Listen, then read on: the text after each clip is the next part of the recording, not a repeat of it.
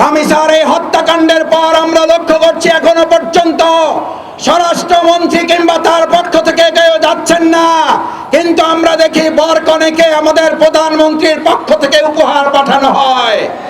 আমরা দেখি আপনারা বিভিন্ন জায়গায় মৌজবাস্তি করেন, এখন পর্যন্ত ডিএমপির পক্ষ থেকে খোঁজ দেওয়া হয়েছে বলে আমরা জানি না। ডিএমপি বলেছে মব হবে না, আজকে মব দেখেছেন আপনার পুলিশ বাহিনী দৌড়াতে শুরু করেছে। ইতিমধ্যে শেখ হাসিনার পুলিশ দৌড় শুরু করেছিল 17 বছর পর, আর আপনার পুলিশ দৌড় শুরু করেছে 3 মাসের মাথায়। তারপরে স্বরাষ্ট্রমন্ত্রী তার দায়িত্বে থাকার নৈতিকতা রাখেন না।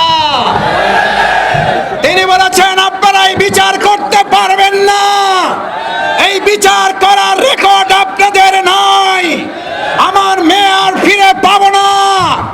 এর মানে হচ্ছে বর্তমান সরকার ক্ষমতায় এসে আমাদের প্রিয় হাদির বিচার না করার মধ্য দিয়ে বিচারহীনতার সংস্কৃতি এই সরকার লালন পালন করছে।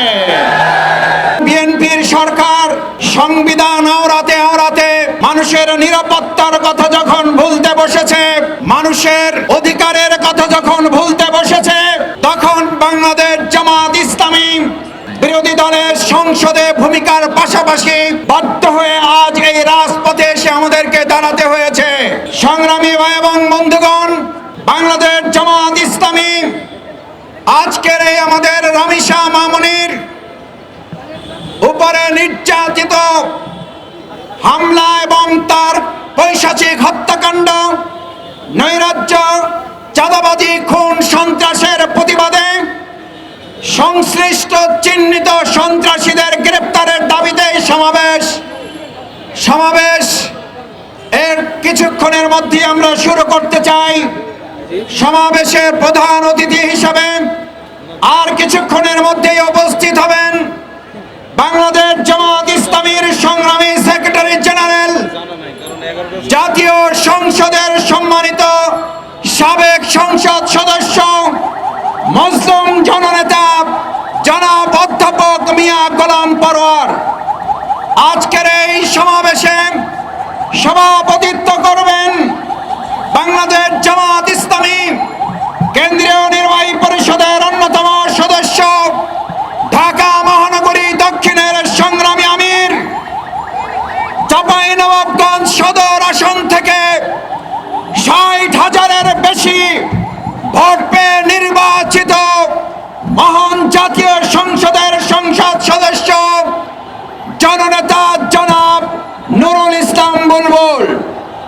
সংগ্রামী ভাই এবং বন্ধুগণ, ইতিমধ্যেই মঞ্চে এসে উপস্থিত হয়েছেন বাংলাদেশ জামাত ইসলামী কেন্দ্রীয় নির্বাহী পরিষদের অন্যতম সদস্য, জননেতা জনাব মোবারক হোসেন।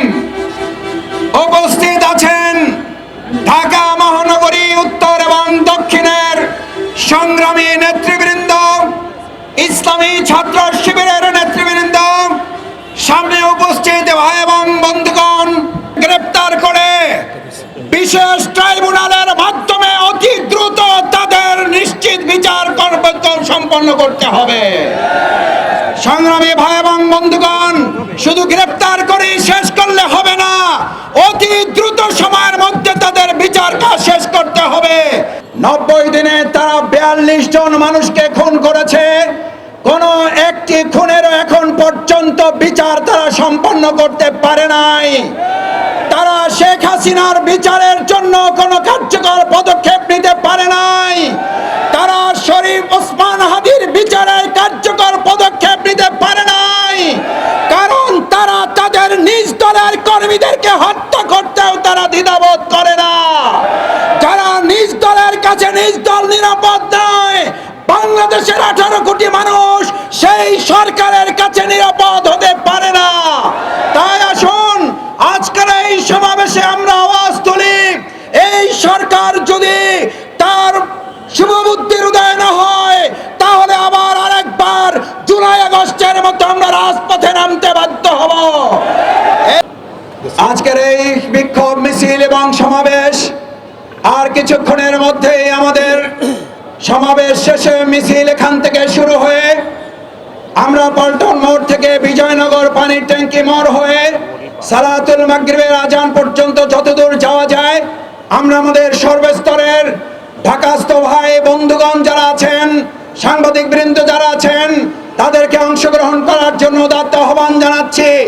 সংগ্রামী ভাই এবং বন্ধুগণ, রহমানুর রহিম, সম্মানিত ঢাকাবাসী, আজকে শিশুর রাবিসার দর্শন এবং হত্যাকাণ্ড, বাংলাদেশের সন্ত্রাসী কার্যকলাপ এবং সরকারের নীরবতার প্রতিবাদে বাংলাদেশ জামাত ইসলামী কর্তৃক আয়োজিত আজকের এই প্রতিবাদ সমাবেশের সম্মানিত সভাপতি, বাংলাদেশ জামাত ইসলামীর কেন্দ্রীয় নির্বাহী পরিষদের অন্যতম সদস্য, ঢাকা মহানগরীর সম্মানিত আমির জননেতা জনাব নুরুল ইসলাম বুলবুল, মাননীয় সংসদ সদস্য, উপস্থিত আছেন বাংলাদেশ জামাত ইসলামীর সেক্রেটারি জেনারেল সাবেক এমপি জনাব অধ্যাপক মিয়া গোলাম পরোয়ার, সংগ্রামী নেতৃবৃন্দ, এলাকাবাসী, আসসালামু আলাইকুম রহমতুল্লাহ বারাকাতুহু।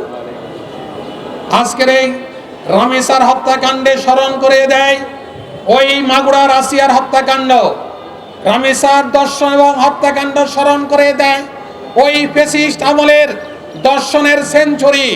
ওই দিন সেই সেঞ্চুরির বিচার যদি হতো, আজকে হয়তো এইভাবে আমাদের শিশু মামুনিদেরকে দর্শনের এবং হত্যার শিকার হতে হতো না। সম্মানিত ভাইরা, তাকে গ্রেফতার করা হয়েছে, সাধুবাদ জানাই। কিন্তু এই কথা সুস্পষ্ট ভাষা বলে, সুস্পষ্ট বিচারের মাধ্যমে আগামীর কোন কুলাঙ্গার বাংলাদেশের কোন মা বোনের উপর যেন দর্শনের কথা যেন কল্পনা না করে এই ধরনের শাস্তির ব্যবস্থা করতে হবে। সম্মানিত ভাইরা, আপনারা জানেন এদেশের মানুষের দ্রব্যমূল্যের নাবিশ্বাস, সন্ত্রাসী কার্যকলাপের মাধ্যমে মানুষের জীবন যাত্রাকে অতিষ্ঠ করে হয়েছে। আর এদেশের সরকার যেন নীরব বসে আছেন। সংসদে আমরা লক্ষ্য করলাম, সংসদীয় দলের নেতা যেমন সংসদে চুপচাপ বসে থাকেন, তেমনি মনে হলো এদেশ সরকার মনে হয় বলে কিছুই নাই, সব কিছুকে দেখেও চুপচাপ বসে থাকছেন মনে হলো। বাংলাদেশ জামাত ইসলামী সংসদে বিরোধী দলের নেতা হিসাবে সংসদেও গুরুত্বপূর্ণ ভূমিকা পালন করছে, আবার এই বাইরেও গুরুত্বপূর্ণ ভূমিকা পালন করছে।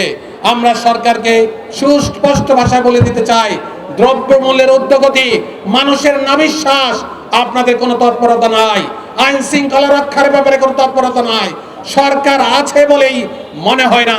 সুতরাং আমরা আজকের এই প্রতিবাদ সমাবেশের মাধ্যমে জানাতে চাই, সরকার যদি গুরুত্বপূর্ণ ভূমিকা পালন না করে, আইন শৃঙ্খলা পরিস্থিতি যদি নিয়ন্ত্রণে আনতে না পারে, তাহলে বাধ্য হয়ে বাংলাদেশ জামাত ইসলামীকে অবশ্যই রাজপথে নামতে হবে এবং অধিকার আদায় করতে হবে।